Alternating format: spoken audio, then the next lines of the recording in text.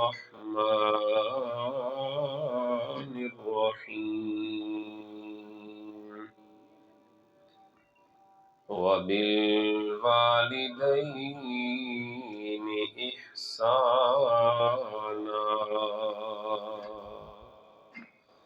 آمنت بالله صدق الله مولانا العظيم۔ پڑھ لیجئے مل کر الصلاۃ والسلام علیک یا سیدی یا رسول اللہ، الصلاۃ والسلام علیک یا حبیب اللہ۔ ایک بار پھر پڑھ لیجئے الصلاۃ والسلام علیک یا جد الحسن والحسین وعلی آلک واصحابک یا رحمت للعالمین۔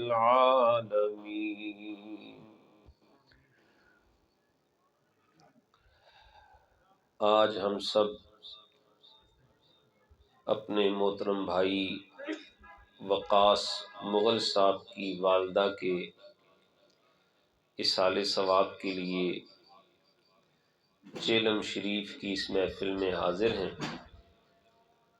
اللہ تعالیٰ محفل پاک کو اپنی بارگاہ میں قبول فرمائے اور اس محفل کی برکتوں سے اللہ مائی صاحبہ کی قبر کو جنت کا باغیچہ بنائے۔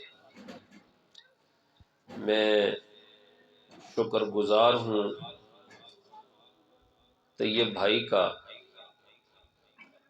جنہوں نے بڑی عقیدت و محبت کے ساتھ مجھے اور میرے احباب کو اس محفل میں شرکت کی دعوت دی۔ اللہ تعالیٰ محفل پاک کو اپنی بارگاہ میں قبول و منظور فرمائے اور اس محفل کی برکتوں سے اللہ تعالیٰ ان کی قبر کو جنت کا باغیچہ فرمائے۔ جتنی ہمت توفیق ہو سکی بھائی وقاص مغل صاحب نے، ان کی بہنوں نے اپنی ماں کی خدمت کی، جو خدمت ہو سکی اس پر اللہ انہیں اجر عظیم عطا فرمائے، اور خدمت کرنے میں جو کمی رہ گئی اللہ تعالی وہ کمی انہیں معاف فرمائے۔ قرآن مجید کے مختلف مقامات پر اللہ نے ماں باپ دونوں کے ساتھ حسن سلوک کرنے کا حکم دیا ہے۔ ماں کی آڑ میں باپ کی گستاخی کرنا شریعت اس کی اجازت بھی نہیں دیتی، اور باپ کی آڑ میں ماں کی گستاخی اور بے ادبی کرنا ہمارا دین اس بات سے بھی منع کرتا ہے۔ ماں باپ دونوں اولاد کے لیے قبلہ و کعبہ ہیں، اور اولاد کو چاہیے دونوں کی قدر و منزلت کو سمجھے، ان کی عزت و تکریم بھی کرے اور ان کی خدمت بھی کرے۔ قرآن مجید کے مختلف مقامات پر والدین کے ساتھ حسن سلوک کا حکم ہے۔ ابتدائی ایک بات سمجھ لیں، جو بندہ یہ سمجھے کہ والدین کی عزت کرنے کی کوئی ضرورت نہیں، ایسا نظریہ رکھنے والا شخص دائرہ اسلام سے خارج ہو جاتا ہے۔ جو یہ کہے والدین کی عزت کی کوئی ضرورت نہیں، اور جو یہ سمجھے ماں کی یا باپ کی توہین کرنا جائز ہے، جملے کو پھر سمجھیے گا، آپ ماشاءاللہ جہاں جہاں بیٹھیں بڑی توجہ سے سن رہے ہیں گفتگو، مجھے اس بات کی خوشی ہو رہی ہے، جو بندہ یہ سمجھے ماں کی یا باپ کی توہین کرنا جائز ہے، ان کی گستاخی کرنا جائز ہے، ایسا نظریہ رکھنے والا شخص بھی دار اسلام سے خارج ہو جاتا ہے۔ ماں باپ دونوں اولاد کے لیے تعظیم اور تکریم کا باعث ہے۔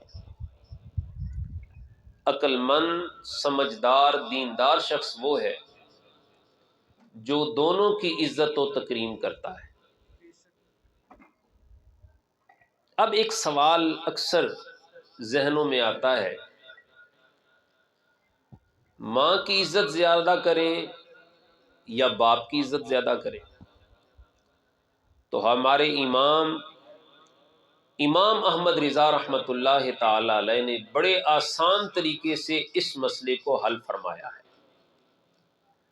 اعلی حضرت فرماتے ہیں توقیر اور تعظیم باپ کی زیادہ کرنی ہے، اس لیے کہ باپ کو جس در سے عزت ملی ہے وہ در مصطفیٰ ہے، اور مصطفیٰ خود سیدہ زہرا کے بابا ہے، باپ ہے، تو توقیر اور تعظیم باپ کی زیادہ کرنی ہے، اور خدمت ماں کی زیادہ کرنی ہے۔ ماں کی زیادہ خدمت کیوں کرنی ہے؟ اس لیے کہ ماں نے بچوں کو پالنے کے لیے زیادہ تکلیف برداشت کی، 9 مہینے تک پیٹ میں رکھنا یہ بھی تکلیف، اور بچہ جب پیدا ہونے لگتا ہے گویا کہ ماں موت کے منہ کے اندر چلی جاتی ہے، یہ بھی تکلیف۔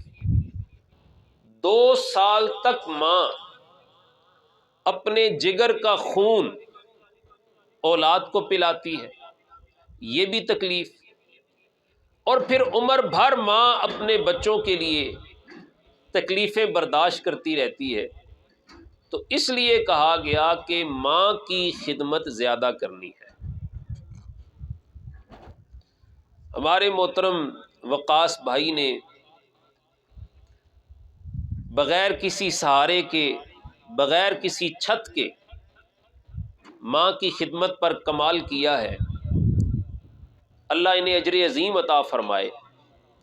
بعض لوگ نا معاشرے میں یہ کہہ رہے ہوتے ہیں کہ ہمارا بھی دل کرتا ہے ماں کی عزت کریں، مگر ہماری ماں اس قابل ہی نہیں ہے کہ اس کی عزت کی جائے، اس کی خدمت کی جائے، اس کے ساتھ اچھا سلوک کیا جائے۔ ہماری ماں نے کون سا ہمارے ساتھ اچھا کیا ہے؟ تو میں آج کی اس محفل میں ایک بڑا قیمتی جملہ بولنا چاہتا ہوں، ماں پرلے درجے کی بدکار کیوں نہ ہو، ماں پرلے درجے کی گناہگار کیوں نہ ہو، ماں پرلے درجے کی گندی کیوں نہ ہو، اولاد کے لیے اس کی جنت اسی کے قدموں کے نیچے ہے۔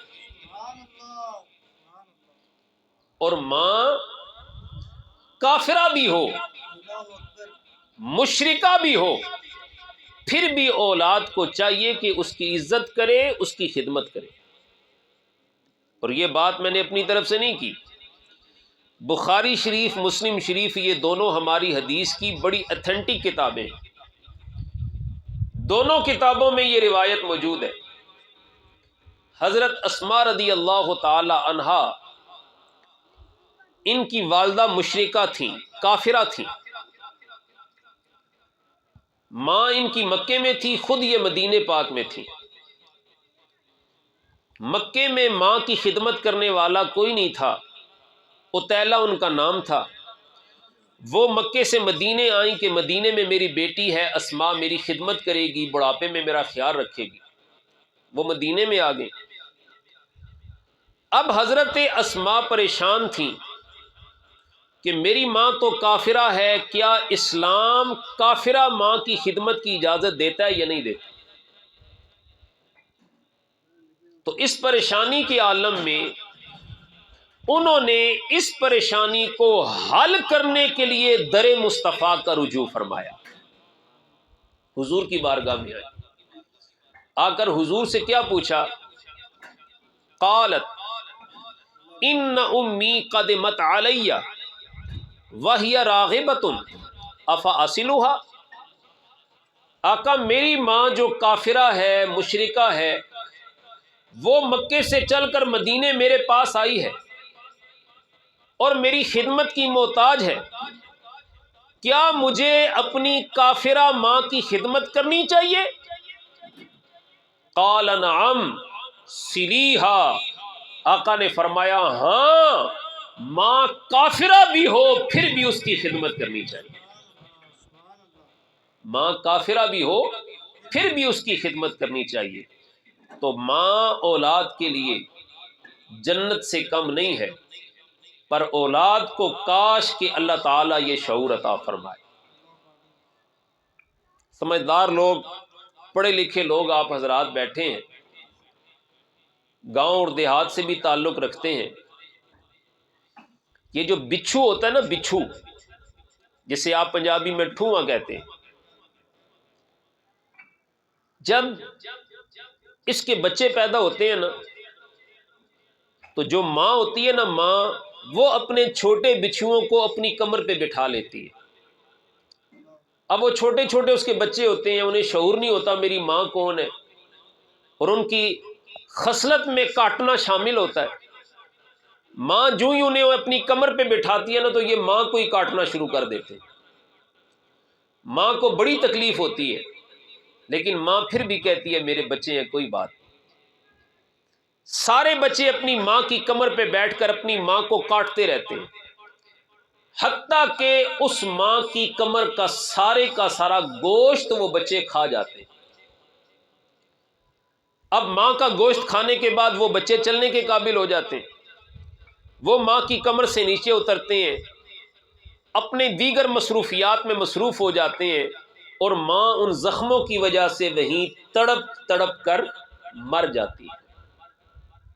وہ جو بچھو ماں کی کمر کا گوشت کھا کے بڑے ہوئے، وہ بھول جاتے ہیں کہ ہم کیسے بڑے ہوئے، وہ باقی زمین میں پھیل جاتے ہیں اور ماں کو تنے تنہا چھوڑ دیتے ہیں، اور ماں ان کی مر جاتی۔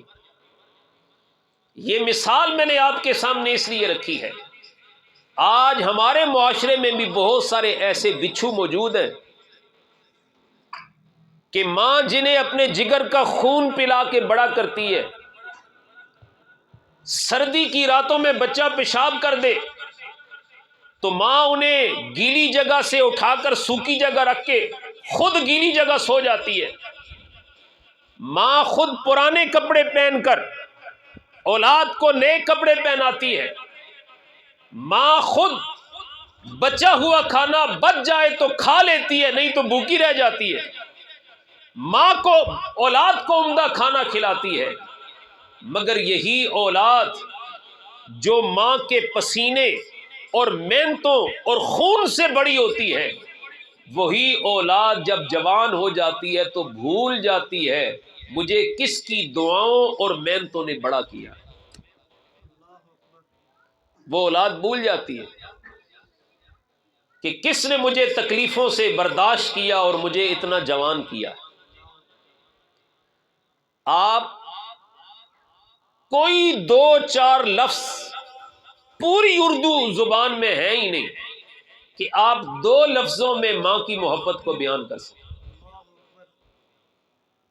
ماں اپنی اولاد کی خاطر کیا کیا تکلیفیں برداشت نہیں کرتی، کہتی ہے کاش مجھے وہ وقت دیکھنا نصیب ہو جب میرے بچے جوان ہو جائیں۔ بس وہ وقت دیکھنے کے لیے تڑپتی رہتی ہے، ترستی رہتی ہے، سسکتی رہتی ہے۔ ایک شاعر نے ماں کی محبت اپنے انداز میں بیان کی ہے، تو ویسے اردو زبان میں وہ الفاظ ہی نہیں ہے کہ ایک دو لفظوں میں ماں کی ساری محبت بیان ہو سکے، لیکن ایک شاعر نے بڑے پیارے انداز میں بات بیان کی ہے، میں وہ آپ کو سنانا چاہتا ہوں۔ ماشاءاللہ گفتگو آپ بڑی توجہ سے سن رہے ہیں، لیکن میرا دل کر رہا ہے کہ آپ اچھی اچھی باتیں سن کر اچھی اچھی آواز میں سبحان اللہ بھی کہیں. ماشاءاللہ ایک بار مل کر کہہ دیجئے سارے سبحان اللہ. جو کرسیوں پہ بیٹھے ہوئے ماشاءاللہ وہ اونچی آواز سے سبحان اللہ کہیں. سارا رولا ہی کرسی نہ تے دعا کرو اللہ نہیں بارگاہ چونکہ اللہ تعالیٰ کرسی نہیں نوست تو محفوظ رکھے. یہ بڑی منحوس چیز ہے. اے اللہ تے اس نے رسول ہی پلا دینی تے اس نے کرسی تے بیٹھے ہو بلند آواز نہ لاکھو سبحان اللہ. ایک شاعر نے ماں کی شان بیان کی ہے, سنیں وہ کیا کہتا ہے. ماں زندگی ہے مرکز لطف و قرار ہے. سچی گل ہے جھوٹھی گل ہے؟ ماشاءاللہ پھر سبحان اللہ ٹلی نہ آکھو, سبحان اللہ پیار نہ لاکھو. ماں زندگی ہے مرکز لطف و قرار ہے. دوسرا مصرع سن کر اگر اچھا لگے تو پھر سبحان اللہ کہنا ہے. ماں زندگی ہے مرکز لطف و قرار ہے. ماں وہ چمن ہے جس میں مسلسل بہار ہے. ماں وہ چمن ہے جس میں مسلسل بہار ہے. بہنیں بھی اپنے بھائی سے بڑا پیار کرتی ہیں, چاچیاں تائیں بھی اپنے بچوں سے بڑا پیار کرتی ہیں, خاندان بھی بچوں سے بڑا پیار کرتا ہے. لیکن اللہ کی عزت کی قسم جہاں سارے خاندان کی محبت کی انتہا ہوتی ہے وہاں سے ماں کی محبت کی ابتدا ہوتی ہے. ماں زندگی ہے مرکز لطف و قرار ہے. ماں وہ چمن ہے جس میں مسلسل بہار ہے. ماں لطف ہے سکون ہے شفقت ہے پیار ہے. ماں لطف ہے سکون ہے شفقت ہے پیار ہے. ماں ایک عظیم نعمت پروردگار ہے. اللہ نے ماں کو بڑی عظمتیں عطا کی. انسان عبادت کر کے محنت کر کے وہ مقام نہیں پا سکتا جو مقام انسان کو ماں کی دعاؤں سے نصیب ہو جاتا ہے. حضرت باقی باللہ رحمت اللہ تعالی علیہ بہت بڑے اللہ کے ولی گزرے. وہ فرماتے ہیں میں ساری رات عبادت کرتا رہتا اور اللہ کی بارگاہ میں عرض کرتا رہتا یا اللہ مجھے ولایت کا اعلیٰ مقام عطا کر, لیکن مجھے مقام نصیب نہ ہوتا. ایک رات حضرت باقی باللہ فرماتے ہیں میں مصلی پہ بیٹھ کے تڑپ کے دعائیں کر رہا تھا یا اللہ مجھے ولایت عطا کر. میری ماں کی اچانک آنکھ کھل گئی. ماں نے مجھے تڑپتے ہوئے دیکھا تو پھر ماں نے اللہ کی بارگاہ میں دعا کی, اور یہ دعا کوئی ماں ہی اپنی اولاد کے لیے کر سکتی. کیا دعا کی؟ دعا کی اے اللہ یا مجھے موت دے دے یا میرے بیٹے کو مقام ولایت عطا فرما دے. اس لیے کہ بچے کو اس طرح تڑپتے ہوئے میں نہیں دیکھ سکتی. میرا بیٹا تڑپ رہا ہے تیری بارگاہ میں عرض کر رہا ہے, تو اگر اس کے نصیب میں مقام ولایت نہیں ہے تو پھر مجھے موت دے دے. میں اولاد کو تڑپتا ہوا نہیں دیکھ سکتی, اور اگر میرے بچے کے نصیب میں مقام ولایت ہے تو پھر میرے بیٹے کو مقام ولایت عطا فرما.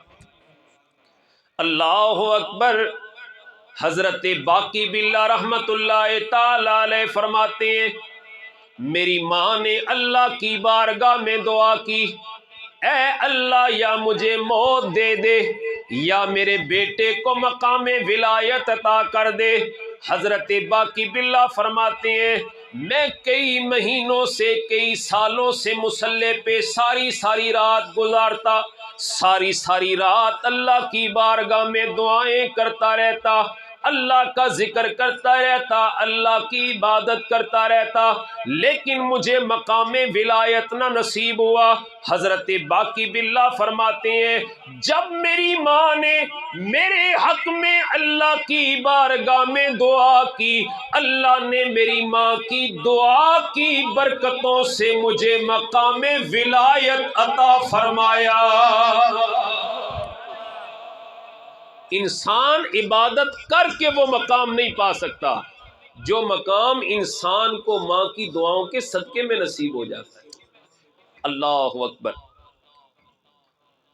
حضرت موسیٰ علیہ السلام جو اللہ کے نبی ہیں، ایک دن اللہ کی بارگاہ میں عرض کرتے ہیں اے اللہ، جنت میں جو میرا ساتھی ہوگا مجھے دنیا میں بھی اس سے ملا دے، میں اس سے ملنا چاہتا ہوں جو جنت میں میرا ساتھی ہوگا۔ اللہ رب العزت نے وحی فرمائی، حضرت موسیٰ کلیم اللہ تھے، براہ راست اللہ سے کلام کرتے تھے۔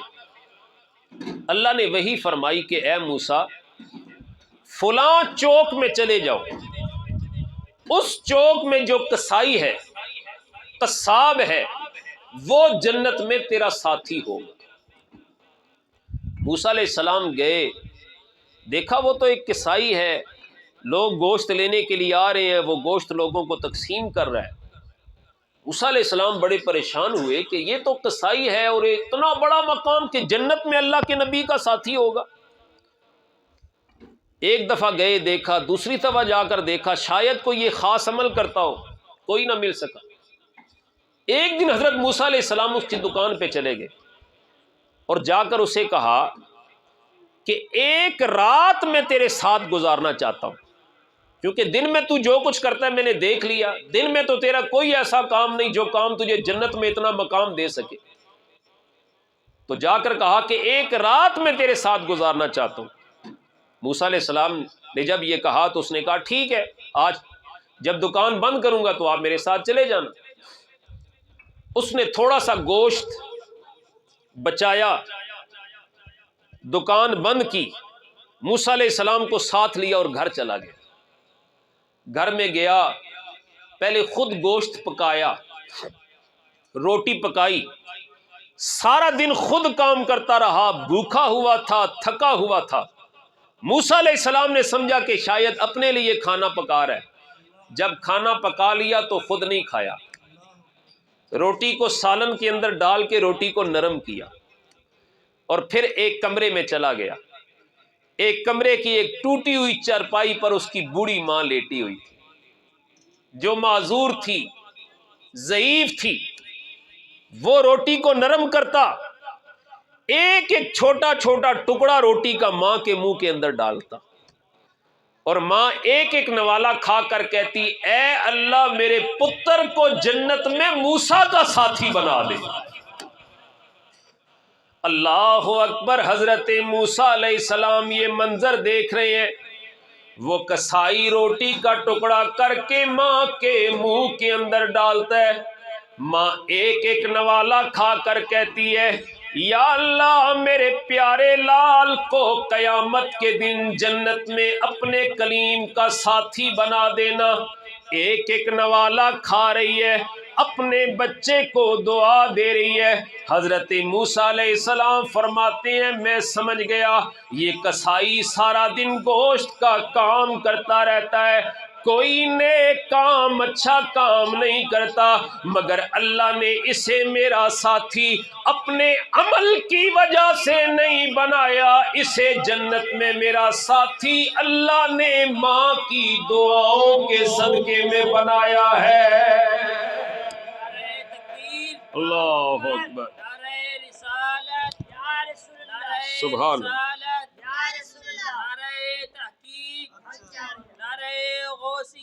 یا غوثیہ، تاجدار ختم نبوت زندہ باد، زندہ تاجدار ختم نبوت زندہ باد زندہ باد، سبحان اللہ۔ یہ روایت آپ نے سنی، ماشاءاللہ لطف آیا ہے، لطف سے کہیے پھر سبحان اللہ، سبحان اللہ۔ ماشاءاللہ۔ میں ایک نقطہ آپ کے سامنے عرض کرنا چاہتا ہوں۔ وہ قصائی امتی تھا حضرت موسیٰ علیہ السلام کا، اس لیے اس کی ماں کی دعاؤں کی برکت سے اسے حضرت موسیٰ کا ساتھ نصیب ہوا جنت میں۔ میں یہ عرض کرتا ہوں کہ جو موسیٰ علیہ السلام کا امتی ہو، ماں کی خدمت کرے، اللہ جنت میں اسے موسیٰ کا ساتھی بناتا ہے۔ جو مصطفیٰ کا امتی ہو، ماں کی خدمت کرے، اللہ جنت میں اسے مصطفیٰ کا ساتھی بنائے گا، اللہ اسے مصطفیٰ کا ساتھی بنائے گا۔ اسی لیے حضرت چراغ گولڑا، شاعر حفظ زباں، علامہ زماں، حضرت پیر سید نصیر الدین نصیر شاہ صاحب، ماشاءاللہ میں خود بھی گولڑا شریف سے نسبت رکھتا ہوں، تو حضرت چراغ گولڑا کا ایک خوبصورت کلام میں آپ کے سامنے رکھنا چاہتا ہوں۔ ماشاءاللہ آپ محبت سے سن رہے ہیں، سبحان اللہ کہہ رہے ہیں، کلام سنیے اور پھر جھوم جائیے۔ حضرت چراغ گولڑا کی سرزمین پہ بیٹھے اور رخ کرتے ہیں سرکار کے شہر مدینے کی طرف، اور ہاتھوں کو باندھ کر کے حضور کی بارگاہ میں عرض کرتے ہیں، اللہ اکبر۔ حضرت چراغ گولڑا عرض کرتے ہیں مجھ پہ بھی، اللہ اکبر۔ حضرت چراغ گولڑا عرض کرتے ہیں مجھ پہ بھی چشم کرم اے میرے آقا کرنا، اے مدینے کے تاجدار، اللہ نے آپ کو بڑی شانیں عطا کی ہیں، جس پہ نظر ڈال دے بیڑا پار ہو جاتا ہے، جس پہ کرم کی نظر ڈال دے دونوں جہانوں میں کامیاب ہو جاتا ہے۔ اے مدینے کے تاجدار، میں بھی آپ کا غلام ہوں، مجھ پہ بھی کرم کی نظر کر دے، ہم سب کا بیڑا پار ہو جائے گا۔ مجھ پہ بھی چشم کرم اے میرے آقا کرنا، حق تو میرا بھی ہے رحمت کا تقاضا کرنا، اور اے مدینے کے تاجدار، تو کسی کو بھی اٹھاتا نہیں اپنے در سے، کافر آ جائے یا مسلمان آ جائے، کلمہ پڑھنے والا آ جائے یا کلمے کا انکار کرنے والا آ جائے، تو کسی کو بھی اٹھاتا نہیں اپنے در سے، کہ تیری شان کے شایاں نہیں ایسا کرنا۔ اور حضرت چراغ گولڑا فرماتے ہیں یہ تیرا کام ہے اے آمنہ کے در یتیم۔ پورے کلام میں سب سے پیارا یہ شعر ہے۔ اس شعر کا دوسرا مصرع سنیں گے تو پھر آپ کو پتہ چلے گا کتنا قیمتی شعر ہے۔ حضرت چراغ گولڑا فرماتے ہیں یہ تیرا کام ہے اے آمنہ کے در یتیم، ساری امت کی شفاعت تنہا کرنا، ساری امت کی شفاعت تنہا کرنا، اور ان صحابہ کی خوش اتوار نگاہوں کو سلام۔ حضرت چراغ گولڑا سید بھی ہیں، غوث پاک کے بیٹے بھی ہیں، اور مہر علی شاہ کے پوتے بھی ہیں، لیکن پیغام یہ دے رہے ہیں سید وہ ہوتا ہے، غوث پاک کا بیٹا وہ ہوتا ہے جو صحابہ کی گستاخیاں نہیں کرتا بلکہ صحابہ کو سلام پیش کرتا ہے۔ ان صحابہ کی خوش اتوار نگاہوں کو سلام، ان صحابہ کی خوش اتوار نگاہوں کو سلام، جن کا مسلک تھا طواف رخ زیبا کرنا، اور مجھ پہ معاشر میں نصیر ان کی نظر پڑ ہی گئی، مجھ پہ معاشر میں نصیر ان کی نظر پڑ ہی گئی، کہنے والے اسے کہتے ہے خدا کا کرنا۔ اللہ اکبر۔ تو جو موسیٰ علیہ السلام کا امتی ہو، ماں کی خدمت کرے، جنت میں موسیٰ کا ساتھی ہوگا۔ جو مصطفیٰ کا امتی ہو، ماں کی خدمت کرے، انشاءاللہ جنت میں مصطفیٰ کا ساتھی ہو۔ مسلمانوں کے پہلے خلیفہ کون ہے؟ ماشاءاللہ ذرا نام بتائیے گا۔ ماشاءاللہ بولیے بولیے، کوئی مسئلہ نہیں ہے۔ سیدنا صدیق اکبر، یہ مسلمانوں کے پہلے خلیفہ ہیں، اور ایسے خلیفہ ہیں کہ ان کے پیچھے کھڑے ہو کر حضرت عمر بھی نمازیں پڑھا کرتے تھے، حضرت عثمان بھی نمازیں پڑھا کرتے تھے، اور میرے مولا علی بھی صدیق کے پیچھے کھڑے ہو کے نمازیں پڑھا کرتے تھے۔ پہلے خلیفہ مسلمانوں کے، اور مردوں میں سب سے پہلے اسلام قبول کرنے والے سیدنا صدیق اکبر۔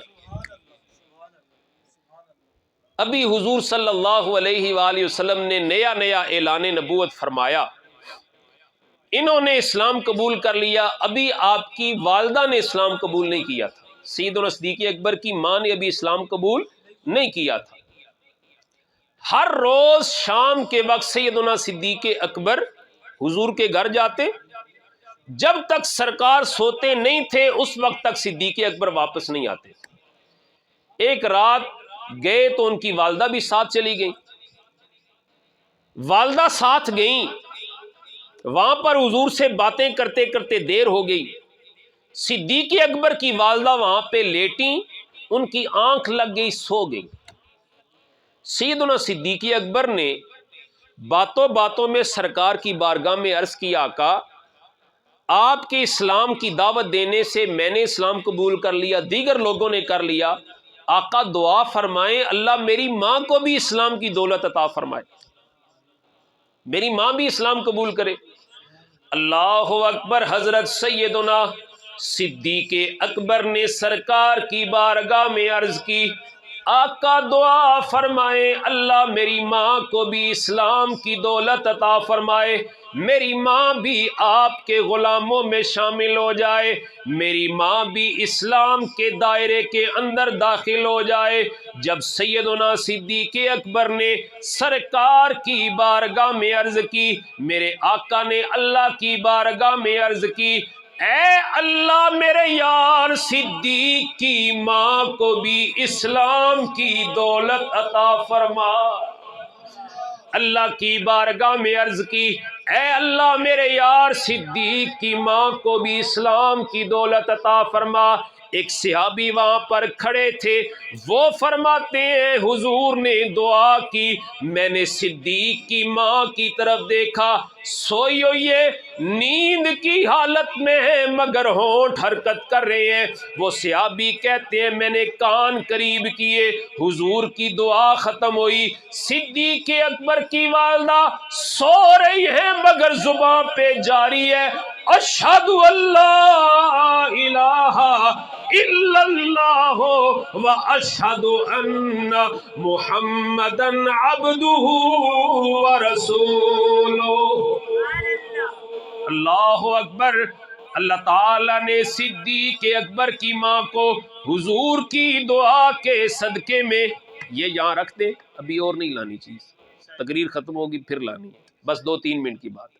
ماشاءاللہ حضرت صدیق اکبر کی والدہ کو اللہ نے حضور کی دعا کے صدقے میں اسلام کی دولت عطا فرمائی، اللہ نے حضور کی دعا کے صدقے میں اسلام کی دولت عطا فرمائی۔ ہم بھی مل کر کلمہ پڑھیں، ہو سکتا ہے صدیق کے صدقے میں، کلمہ پڑھنے کے صدقے میں اللہ ہمیں بھی خاتمہ ایمان کی سلامتی والا عطا فرمائے۔ پڑھو لا الہ الا اللہ کہ لا الہ۔ ماشاءاللہ جسے کلمہ نہیں آتا اس کی تو مجبوری ہے، لیکن میرے خیال میں ساروں کو ہی آتا ہے اور چنگا آتا ہے۔ دعا تب ہوگی جب میں تقریر چھوڑوں گا، اور تقریر میں تاں چھوڑنی جدو تساں کلمہ پڑھنا۔ انشاءاللہ مسلمان سارے کی کرساں تے محبت نال پڑھو، سارے پڑھو لا الہ ماشاءاللہ ہمارے گل مدنی صاحب نے کلام پڑھا، ہمارے شعیب صاحب نے پڑھا، اور ہمارے ماشاءاللہ بہت خوبصورت علامہ مولانا محمد حارث منانی صاحب نے بڑے خوبصورت کلام پڑھے، لیکن آپ نے بڑی تسلی کے ساتھ سنا۔ ماشاءاللہ چالیاں روٹی میں بھی کھانی تے چالیاں روٹی تساں بھی کھانی، روٹی سارے کھانی تے پڑھو بھی سارے ماشاءاللہ، تے ماشاءاللہ محبت نال پڑھو، کوئی زبان خاموش نہ رہے، پڑھو لا الہ الا اللہ حق لا۔ کچھ لوگ نہ شرماتے ہیں، میں چودھری ہوں، راجا ہوں، لوگ کیا کہیں گے، میں کلمے پڑھ رہا ہوں، تو ماشاءاللہ گالیاں دیتے ہوئے، جھوٹ بولتے ہوئے، غیبت کرتے ہوئے اس ٹائم شرمانا چاہیے، کلمہ پڑھتے ہوئے شرمانے کی ضرورت نہیں ہے۔ ہو سکتا ہے آج کا کلمہ پڑھا ہوا مرتے وقت پھر ہمیں یاد آ جائے، اور اس وقت جو کلمہ پڑھیں گے پھر انشاءاللہ اگلے جہاں میں بیڑا پار ہی ہو جائے گا۔ پڑھو لا الہ، ایک باری گونج پہ جائے، پڑھو لا الہ الا اللہ حق لا الہ حق لا الہ الا اللہ، پڑھو لا الہ،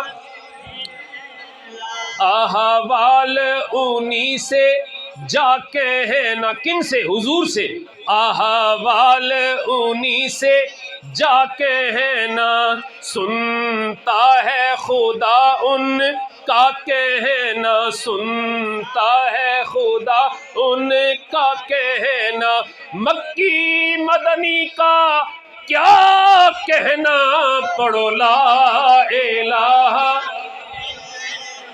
حق لا الہ الا اللہ، پڑھو لا۔ ایک شکل دکھائی جائے گی جب ہم فوت ہو جائیں گے، خاندان برادری والے کفن دینے کے بعد قبر میں تنہا چھوڑ کے آ جائیں گے، وہاں کوئی بھی نہیں آئے گا، آئے گا تو مدینے کا تاجدار آئے گا۔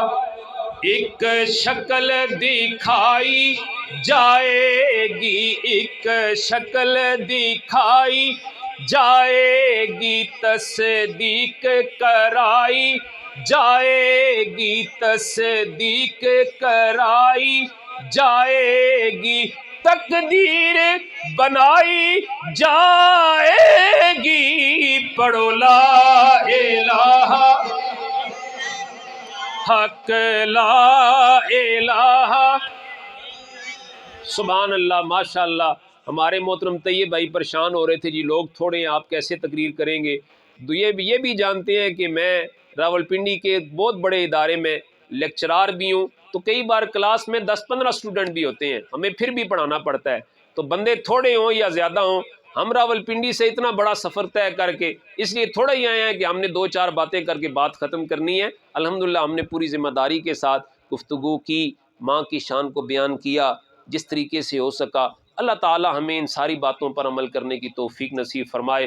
لوگ تو سن رہے تھے بڑے شوق سے، ہم ہی سو گئے داستان کہتے کہتے۔ سبحان اللہ، 50,000 پر پیارے کلمے کی کلام میرے بھی لکھی گئی۔ سبحان اللہ، آمین، قبول ہے، قبول ہے۔ ابھی ایک شعر درود و سلام کے ہمارے حارث کو